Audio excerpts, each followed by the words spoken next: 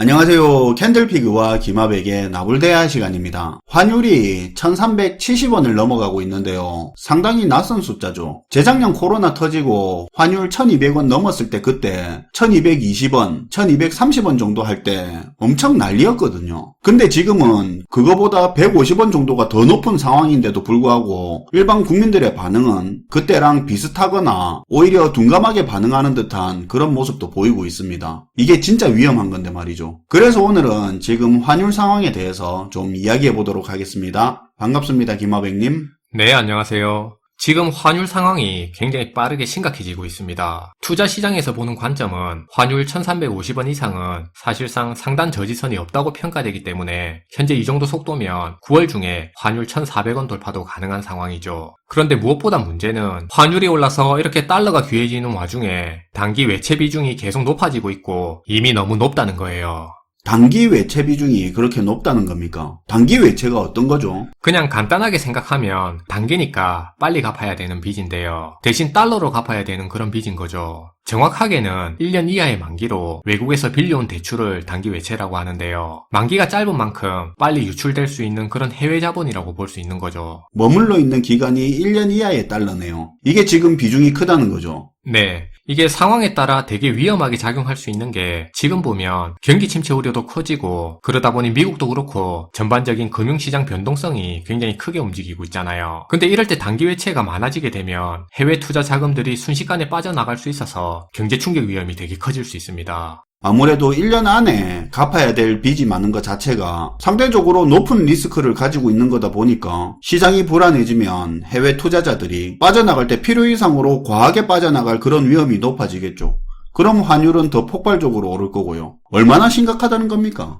지금 보면 단기 외채 비율이 올해 2분기 기준으로 41.9%까지 올라왔어요. 아니 1년 안에 갚아야 될 달러 빚이 42%라는 겁니까? 그쵸. 기존에는 원래 30%대였는데 올해 들어 급격하게 늘었고요. 2012년 이후로 10년 만에 현재 최고치가 됐습니다. 근데 올해 들어서 단기 외채가 왜 이렇게 늘어난 겁니까? 일단 한국은행에서는 해외 투자가 늘어서 그렇다고 얘기하고 있는데요. 해외 주식 투자도 늘고 채권 투자도 늘면서 단기 외채 비율이 늘어나게 됐다고 그렇게 설명하고 있어요. 요새 뭐 개인이고 기관이고 해외로 눈을 돌린 사람 많은 건 알겠는데 그게 단기 외채 급증이랑은 무슨 상관이 있다는 겁니까? 그게 기업하고 개인들이 해외 주식하고 채권을 사려면 달러로 사야 되니까 먼저 달러 환전이 필요하잖아요. 달러로 환전을 해야죠. 그쵸. 근데 국내 은행들이 그 달러 환전 자금을 공급하는 과정에서 단기 외채가 증가했다는 겁니다. 그러니까 은행들이 해외에서 단기로 거액의 달러를 끌어와서 그걸 증권사 등에 빌려주거나 환전해주는 건데요. 그럼 그 돈으로 해외 투자를 하는 거고요. 근데 최근 투자가 계속 늘어나다 보니까 은행들이 더 많은 단기 외채를 빌려오게 됐다는 겁니다. 올해 상반기에만 단기 외채가 26조 원 정도 증가했는데 그중 20조 원 가량이 은행이 주도해서 해외에서 차입한 돈이라는 거예요. 달러 환전해 주려고 은행이 달러 빚을 끌어왔다 그 소리네요. 그쵸. 근데 단기 외채가 이렇게 증가하는 동안에 우리 정부랑 한국은행이 보유한 외환 보유액은 큰 폭으로 감소하는 바람에 단기 외채 비율이 지금처럼 빠른 속도로 높아지게 된 겁니다. 그리고 올해 역대 최대 규모의 무역 적자가 발생하다 보니까 달러 유출도 많아지게 됐고요. 최근 환율이 워낙 빠르게 오르다 보니까 환율 방어 차원에서 정부가 달러를 풀었는데 그 과정에서 외환 보유액이 감소하게 된 이유도 있어요. 참고로 외환 보유액을 보면 작년 말 기준으로 4,631억 달러였는데 올해 상반기에만 5.4%인 248억 달러가 줄었다고 합니다. 야, 근데 환율 방어 노력을 따로 했는데도 환율이 이렇게 오른 게 더 무시무시하게 들리네요. 맞아요. 그게 무서운 부분이에요. 지난 영상에서도 여러 번 소개한 내용이지만 1997년에 발생한 IMF 외환위기 때도 당시 금융권과 기업들이 해외의 단기성 달러 자금을 빌려와서 국내에서 장기성 투기 활동에 몰두하다 결국 과도한 외채 부담을 견디지 못해서 달러 대출 상환에 실패하는 일이 일어나게 되는데요. 결국 그때 이런 단기 외채 부실 문제가 IMF 외환위기라는 경제위기의 원인으로 작용하게 됐습니다. 그러니까 지금 단기 외채 비율이 늘어나는 현상을 그냥 해외 투자가 늘어서 그렇다, 환율 때문에 일어나는 일시적인 현상이다 하면서 그렇게 가볍게 넘길 일이 아니고요. 지금 돌아가는 분위기도 그렇고 세계적인 경제 환경 자체가 온통 불확실성 투성이기 때문에 조금 심각하게 접근할 필요가 있을 것 같아요. 상황이 이렇게 안 좋은데 금융당국에서는 이 상황에 대해서 무슨 말하고 있습니까? 이 정도면 뭔 말이 있어야 될 거 아닙니까? 네, 이렇다 저렇다 얘기는 많은데 듣고 나면 더 찝찝한 측면이 있고요. 오히려 더 불안한 감정이 드는 것도 사실입니다. 뭐라고 했는데요?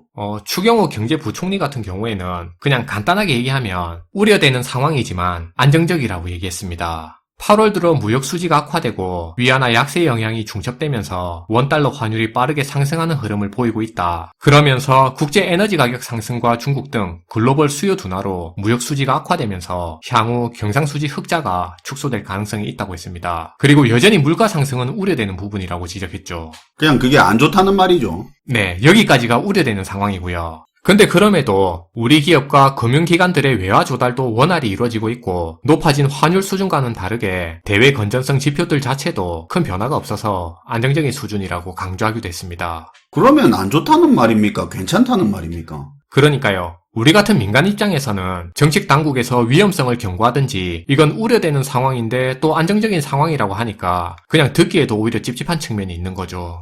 심각한 상황을 너무 편하게 부정하는 느낌은 안 주려고 하면서 또 한편으로는 어떻게라도 괜찮은 것처럼 말하는데 급급한 것 같은 느낌이 강하게 드네요. 사람들은 앞으로 괜찮냐에 관심이 있는데 지금은 괜찮다는 말로 회피하는 느낌이네요. 네, 딱 그게 포인트입니다. 근데 한국은행 입장도 마찬가지입니다. 단기 외채 비율이 단기간에 급상승한 건 맞지만 크게 우려하거나 걱정할 상황은 아니라는 입장인데요. 앞에서 얘기한 것처럼 주로 은행들이 짧은 만기로 달러를 들여왔는데 우리 국내 은행들이 지불 여력도 충분하기 때문에 안전하다는 입장을 보이고 있습니다. 97년 외환위기 당시에야 지불 능력 없는 기업들이 단기 외채로 허덕여서 벌어진 일이고 요즘은 지급 능력을 충분히 갖춘 그런 대형 시중은행들한테 단기 외채가 집중됐기 때문에 상황이 완전히 다르다고 얘기하고 있는데요. 그리고 우리나라가 지금 보면 해외에서 빚보다 자산이 더 많은 그런 순채권국의 집이라 그 부분도 같이 고려해서 안전하다는 판단을 내리고 있는 것 같습니다. 근데 사실은 솔직히 해결책 없이 괜찮다는 변명을 늘어놓는다는 그런 느낌을 지울 수가 없어요. 상식적으로 1,400원 다 와갈 때까지 대응이 안 되니까 이 지경까지 온 건데 그런 상황에서 괜찮다는 식으로만 말하는 건 좀 아니죠. 맞죠? 좀 과하게 얘기해서 아니라거나 혹은 숨기고 있지 않고서야 괜찮다는 이런 말 나올 상황은 아닌 것 같은데요. 여러 번 강조했던 내용입니다. 환율이 올라서 원화같이 떨어지면 달러 빚을 갚을 때 더 많은 비용을 치러야 됩니다. 달러로 빌린 돈은 달러로 갚아야 되기 때문이죠. 지금 은행들이 수수료 장사한다고 달러로 빌린 돈을 나중에 달러로 갚아야 된다는 얘긴데요. 1,300원으로 빌린 돈 1,400원, 1,500원 되면 그렇게 갚아야 됩니다. 미국이 인플레를 잡겠다고 통화긴축을 계속 조이면서 스리랑카, 파키스탄 같은 그런 신흥국들은 지금 달러가 부족해서 연쇄부도 사태로 쓰러져 가고 있습니다. 지금이야 남의 일처럼 느껴지지만 이 상황이 계속 지속되면 나중에는 경제 체력이 되는 나라들까지 번질 수밖에 없습니다. 그렇죠. 일단 그런 위기는 취약한 국가부터 원래 먼저 터지니까요. 그쵸. 후진국에서 선진국으로 밑에서 위로 점점 위기가 터질 건데요. 게다가 특히 우리나라 같은 경우에는 여기에 가계부채 문제까지 심각한 상황이다 보니까 미국의 금리 인상 속도를 따라가기가 현실적으로 벅찬 부분도 있고요. 이게 우리 환율 문제를 더 가중시킬 위험도 크죠. 근데 요런 거 있잖아요. 미국이랑 우리나라랑 금리 격차가 크면 환율 문제가 발생하는 건 맞지만 금리가 역전된다고 해서 해외 자금이 무조건 싹 다 빠져나가는 거 아니잖아요. 물론이죠. 금리가 역전된다고 해외 자본이 다 빠져나가는 건 너무 극단적으로 이해한 겁니다. 금리 차이가 있지만 국내 투자 시장이 해외 자본에게 또 다른 어떤 메리트를 준다면 자본이 안 빠져나가게 묶어둘 수 있는 여지도 있죠. 근데 이게 한미 금리 역전 상황이 장기적으로 이어진다면 결과적으로 해외 자본이 빠져나가는 건 막을 수 없고요. 환율에 악영향이 될 겁니다. 우리가 단기적으로 이런 상황은 겪어봤지만 장기적으로는 아직 한 번도 겪어본 적이 없기 때문에 한미 금리 차가 있어도 괜찮다고 확신해서는 안 된다는 거예요. 실제로 한미 금리 격차가 장기화될 확률도 높기도 하고. 네, 지금 굉장히 높습니다. 미국이랑 금리 차가 벌어질수록 지금 이 환율 문제가 앞으로 더 심각해질 게 불보듯 뻔하고요. 자꾸 이런저런 다른 이유 갖다 붙여서 상황 왜곡해서 괜찮다고 얘기할 때 아닙니다. 신흥국 연쇄부도 사태로 해외에서 달러 회수 들어가면 세계적으로 달러가 부족해지는 그런 신용경색이 발생할 수 있고요. 그럼 필연적으로 우리 국내 금융시장의 충격으로 이어질 수 있습니다.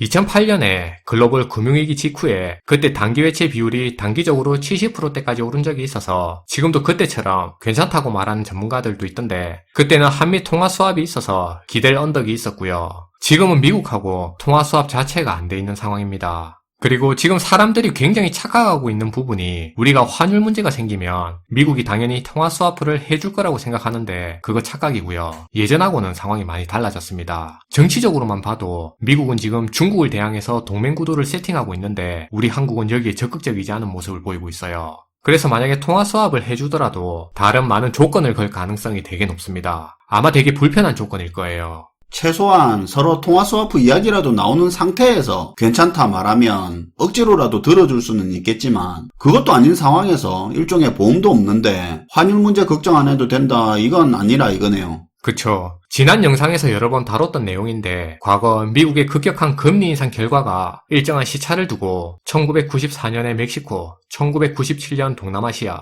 1998년 러시아 등 신흥국의 연쇄적인 외채 위기로 그렇게 번진 일이 있습니다. 지금은 그 상황에 더해 역대 최대의 무역 적자 상황이 맞물리면서 연말이면 미국과의 금리 차도 1%가량 벌어질 가능성이 농후하게 됐습니다. 그렇게 되면 지금보다 훨씬 심각한 자본 유출 상황이 벌어질 수도 있는 거고요. 사실 우리 채널 안에서야 위기의식이 좀 있는데 솔직히 지금 보면 상황이 이렇게까지 드러나는데도 전체적으로 위기의식이 아예 없습니다. 이게 현실이죠. 근데 이 환율 문제가 더 심각해지면 가계부채부터 지금까지 문제라고 했던 모든 리스크가 부각될 수밖에 없고 그럼 사회 전체적으로 리스크에 대한 관심이 확대되면서 공포감이 폭발적으로 터져나올 수 있습니다. 지금 이 환율 문제가 물가 문제와 더불어서 그런 도화선 역할이 될 수 있다는 거예요. 네, 오늘도 잘 들었습니다, 김하백님. 네, 감사합니다. 오늘은 현재 환율 상황에 대해서 이야기를 했는데요. 외환 보유고나 그런 이야기도 많지만 현재 단기 외채가 급격하게 증가하고 있는 부분이 리스크로 자리 잡아서 우리 시장의 변동성을 크게 줄 가능성이 있다고 했습니다. 한미 간의 금리 격차가 커지는 상황을 앞에 두고 있고 무역 적자로 달러는 더 귀해지고 있습니다. 국내 투자자는 해외 투자를 늘리면서 달러 수요를 더 키우고 있고 이거 환전해준다고 은행은 달러 빚을 더 끌어오고 있죠. 외환보유고는 줄어들고 있고요. 설마라는 생각보다는 앞으로 환율 문제가 지금보다 더 심각해질 수 있다는 그런 상황도 염두에 둘 필요가 있을 것 같습니다. 시청해주셔서 감사하고요. 지금까지 나불대화 시간이었습니다.